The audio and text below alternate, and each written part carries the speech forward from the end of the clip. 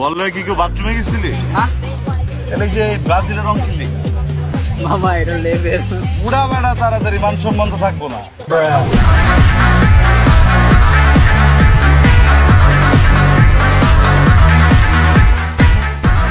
কোনো এক নাটকের মধ্যে আরশ খান ব্রাজিলকে নিয়ে একটু ট্রোল করছে, আর এটা দেখে কিছু আবরা সাবরা ব্রাজিল ফ্যান টিকটকের মধ্যে ঝড় তুলে ফেলছে।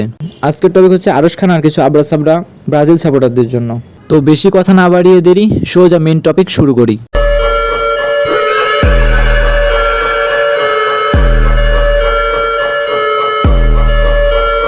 তো হ্যালো ভাই ব্রাদার, আসসালামু আলাইকুম। কেমন আছো তোমরা? বরাবরের মতো নতুন একটা ভিডিও নিয়ে হাজির হয়ে গেলাম আমরা। দেখো ভাই, আমরা সকলেই জানি যে আরশ খান একজন অভিনেতা, আর একজন অভিনেতা তার অভিনয়ের মাঝে যে কোনো কিছু করতে পারে। অভিনয়ের মাঝে তাকে অনেক কিছু করতে হয়, আর এগুলা নিয়ে তো মাথা ঘামালে চলবে না। নিঃসন্দেহে তুই ঠিক কথা বলেছিস। দুদিন ধরে দেখতেছি আরশ খানকে নিয়ে টিকটকে ঝড় তুলে দিছে, একদম ঝড় তুলে ফেলছে যে আরশ খানের নাটক আর দেখবো না। আরশ খানকে আগে ভালো ভাবতাম, এখন তার নাটক আর দেখবো না, এখন থেকে আর তার নাটক ভালো লাগবে না। যে আরশ খানের নাটক দেখা নিজেরে বানাইতাম ইমোশন, আজকে ওই আরশ খান নাকি ব্রাজিলকে নিয়ে ট্রল করে। হ্যাঁ ভাই, আজকে থেকে বয়কট করলাম আরশ খানের নাটককে। ব্রাজিলকে টোল করার কারণে বন্ধুদের কি ছাড় দেই না। আর তুমি তো আরশ খান, আগে তোমার ফ্যান ছিলাম, আর এখন থেকে তোমাকে মন থেকে বয়কট করে দিলাম।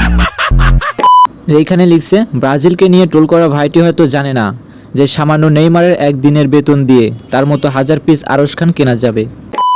আবার এইখানে লিখছে হাসতেছি কারণ ট্রোল করা ভাইটি হয়তো জানে না যে আমার 20 সেকেন্ডের বেতন দিয়ে তার মতো 10টা আরশ খান কেনা যাবে। এগুলো কি কোনো কথা?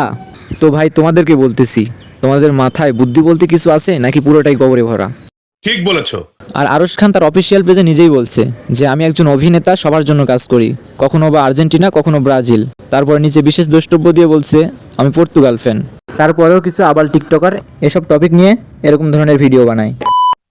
আরশ খান নামের কোন ছাত্রী নাকি ব্রাজিল টিমকে নিয়ে ট্রোল করছে।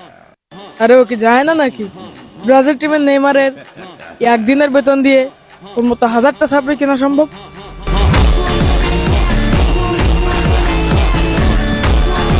এখন যদি আমার কথা শুনে নিজের ভুল বুঝতে পারো তাহলে ভালো, না বুঝলে আরও ভালো। আশা করি আমার কথাগুলো বুঝতে পারছো সবাই। তো আমি যে তোমাদের সাথে এতক্ষণ ধরে বকর বকর করলাম, আমিও কিন্তু একজন ব্রাজিল সাপোর্টার। তো আজকের মতো বিদায় নিলাম প্রিয়। ভিডিওটি তোমাদের কাছে খারাপ লাগলে মাফ করে দিও। কিছু আবালদের কেটে দেবো লাইস। তোমাদেরকে জানাই আল্লাহ হাফেজ।